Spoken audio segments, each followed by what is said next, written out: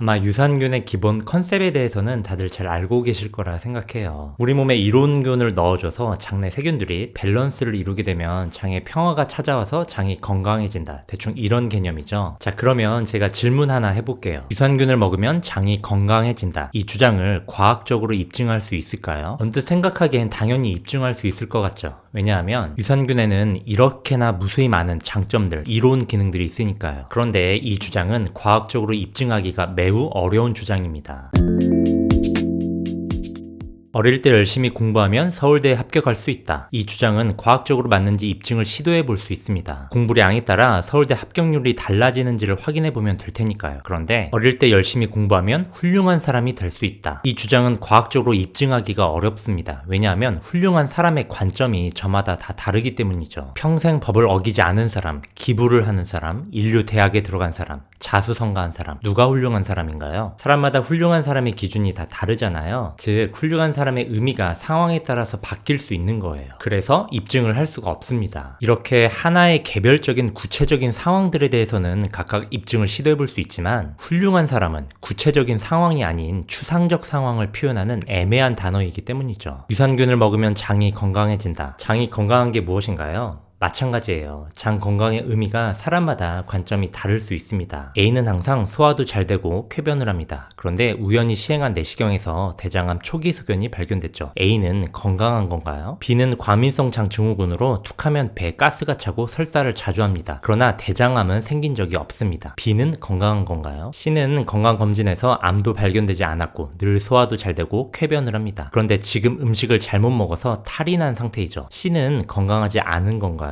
갑자기 혼란스러우시죠? 혼란스러운 게 당연해요. 왜냐하면 장 건강이란 단어 자체가 추상적인 개념이기 때문에 누구나 다 막연하게 생각하게 있을 뿐더러 그러다 보니 사람마다 장 건강의 기준이 다 다르니까요. 즉 추상적이고 애매한 장 건강 기준으로 판단하게 되면 A, B, C는 모두 장이 건강한 것일 수도 있고 건강하지 않을 수도 있게 되는 것입니다. 그렇기 때문에 이 주장은 입증하기가 어려운 거예요. 그리고 반대로 말하면 입증하기가 어렵기 때문에 누구든지 주장할 수도 있는 것입니다. 입증하기는 어렵지만 누구나 할 수 있는 말인 것처럼 말이죠. 자, 그럼 우리는 어떻게 해야 할까요? 장 건강이란 개념부터 먼저 구체화시켜야겠죠. 추상적인 개념을 구체화시키는 방법에 대해 지난 65번 오메가3 영상에서 설명드린 적이 있습니다. 반대로 접근을 하면 된다고 했죠. 왜냐하면 목표를 방해하는 반대 요소들은 언제나 구체적으로 명확하게 존재하기 때문입니다. 쉽게 말해서 장 건강의 반대는 장에 병이 있는 상태입니다. 그런데 장에 병이 있는 상태의 반대말은 장에 병이 없는 상태이죠. 자, 바로 이거예요. 이 개념으로 장 건강을 구체화시켜 나갈 수 있는 겁니다. 그렇다면 장에 생길 수 있는 병들이 어떤 것들이 있는지부터 알아봐야겠죠. 대장암, 과민성 장 증후군, 크론 등 아마 무수히 많이 있을 거예요. 그런데 방금 장 건강을 장에 병이 없는 상태로 정의했잖아요. 그러면 처음 보여드렸던 이 문장은 이렇게 바꿔 표현할 수 있게 됩니다. 유산균을 먹으면 이 무수히 많은 질환들을 다 예방할 수 있고 다 치료할 수 있다. 자, 그러면 각각의 문장들을 하나씩 보여드릴 테니까 느낌을 한번 비교해 보세요. 이 문장과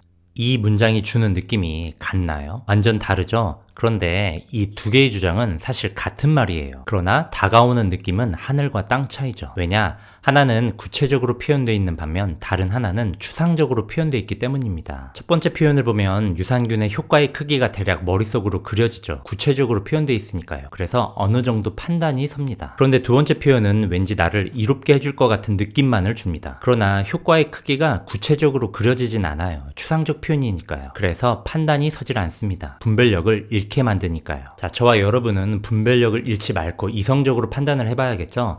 그러면 어떻게 해야 할까요? 유산균을 먹으면 장이 건강해지는가를 검토하는 것이 아니라 유산균을 먹으면 각각의 질환들이 예방이 되거나 치료가 되는가를 구체적으로 하나하나씩 다 살펴봐야 하는 것입니다. 저희 빅데이터 닥터에서는 암 같은 중증 질환이나 자가면역 질환 같은 희귀성 질환이 아닌 우리 주변에서 흔히 볼 수 있는 질환인 과민성 장 증후군이 유산균으로 정말 치료가 될 수 있는지에 대한 주제로 먼저 알아보려 합니다. 2부 영상을 기대해주세요.